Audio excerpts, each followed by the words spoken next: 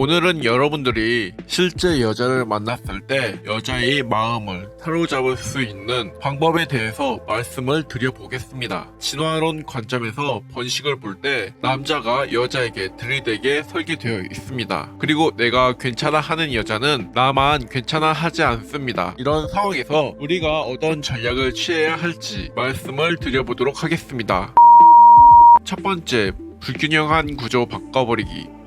제 실제 예시를 통해서 여러분들에게 현실적인 방법을 말씀드려 보겠습니다. 20대 때 클럽을 자주 갔었습니다. 자, 갈 때마다요, 제가 느끼는 것은요, 저보다 잘생긴 사람도 많고 키 큰 사람도 많고 몸 좋은 사람도 많고 돈 많은 사람도 많다는 것. 그때 저는요, 돈이 정말 한 푼도 없었기 때문에요, 무료 입장이 아니면 클럽을 갈 수가 없었습니다. 그렇기에 저만이 생존 전략을 짜야 했어요. 아무것도 없이 입장을 해서 어떻게 차별성을 줄 수 있을까, 이거를 많이 고민했습니다. 이를 위해서는요, 우선 일반 사람들이 패턴을 이해해야만 했습니다. 클럽에서는요, 많은 남자들이 여자에게 구애를 합니다. 그들의 목적이 섹스든 아니면 그녀의 번호이든 다양한 여자에게 들이댑니다. 이러한 것이 사실 이제 허용되는 곳이 바로 클럽이죠. 제가 바라본 남자들이 대표적인 구매 패턴은 딱 두 가지였습니다. 첫 번째, 테이블을 잡는 남자들. 여자와 대화를 할 수 있는 참가권을 쉽게 얻게 됩니다. 우리 테이블에 술이 있으니까 한잔하러 가자.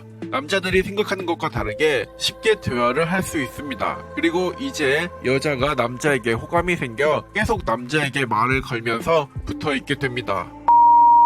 두 번째, 될 것 같은 여자에게 들이대는 남자들.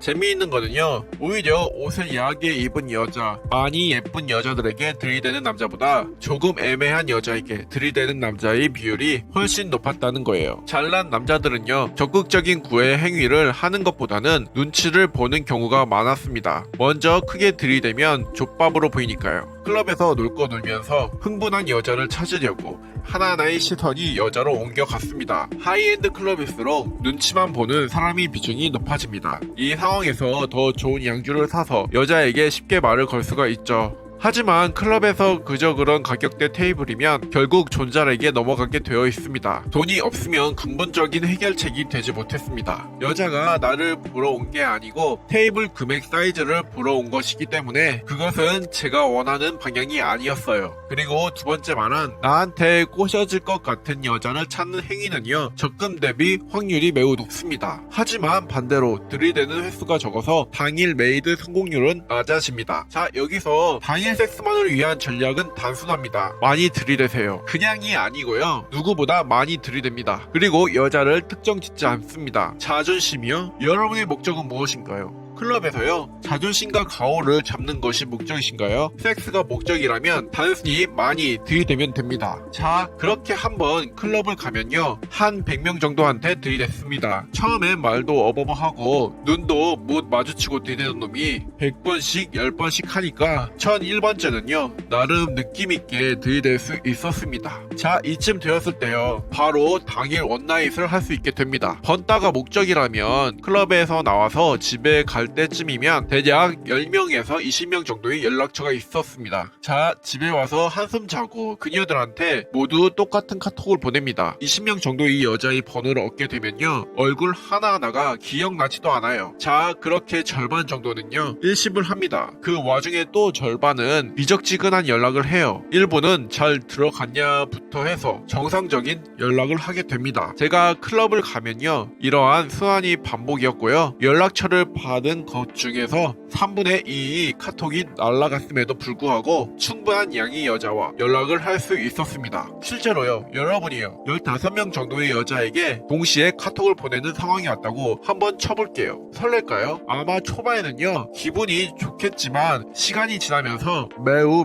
귀찮아질 거예요. 카톡을 보내는 것도 에너지입니다. 자, 평소 한 명이 여성이랑 연락을 한다고 상황을 쳐보면요, 이 여자가 말도 틱틱대고 성격도 여간 좋은 것 같지 않으면요, 한 명이기 때문에 빡치지만 참고 하자. 그런 마인드를 가졌을 확률이 매우 높습니다. 왜냐하면요, 그녀가 없으면 연락할 여자가 없기 때문이에요. 원래 아쉬운 놈이 더 노력하는 법입니다. 하지만 10명 중 1명이 그런 행동을 보인다면 왜 이래, 연락 안 해버려야지 라는 마인드를 가질 수 있습니다. 왜냐하면 여러분한테는 연락하는 9명의 이성이 더 있기 때문이고, 사실 그 중에서는요 1명 2명이 나가 떨어짐에도 불구하고 심리적 데미지가 거의 없기 때문이에요. 1명과 연락하고 있을 때의 간절함과 10명과 연락하고 있을 때의 여유로움이 차이가 혹시 느껴지시나요? 같은 1명이 나가 떨어져도 여러분이 감정은 매우 다를 겁니다. 우리는 이를 역이용해서 여러분한테 유리한 구조로 만들 수 있습니다. 바로 여러분이 선택까지 경우의 수를 늘리는 거예요. 여러분이요 연애를 하고 싶다면요, 여러분이 확률을 높이고 싶다면요, 가지수 늘리기 전략을 취하셔야 됩니다. 사귀고 나서 평상시에도 여러분에게 최소 3명이 선택지가 있어야 됩니다. 여러분은요 3명이 이성과 연락을 하다가요 1명의 반응이 시원치 않잖아요. 그래도 괜찮아요. 나머지 연락할 이성이 2명이 있기 때문이죠. 자, 이런 상황이 오면요 삽질할 확률이 기하급수적으로 줄어듭니다. 여러분은 아셔야 됩니다. 여러분이 괜찮다고 생각하는 이성은요, 저도 그리고 내 친구도 그리고 그녀의 주변 지인도 다 괜찮다고 생각을 합니다. 여러분은 모르겠지만요, 그녀는요 여러분 또는 여러분 외에 연락하는 사람들 중에서 최선을 선택할 거예요. 여러분이 역으로 전략을 이용하세요. 여러분도 여러분만이 삼지선다형 선택지를 만드시는 겁니다. 자존심을 부리지 않고요 지속적으로 이성이랑 연락하는 상황을 반복적으로 할 수 있는 것을 만들 수만 있다면요, 여러분이 연애 시스템은 대부분 끝났다고 봐도 됩니다. 지금 여러분 환경에서 할 수 있는 것을 반드시 하세요. 이렇게 많은 양이 접근하기 위해서 노출하는 것이요 가장 첫 번째이자 가장 중요한 부분입니다. 오늘 영상이 마음에 드셨으면요 구독과 좋아요 알람 해주세요. 시청해주셔서 감사합니다.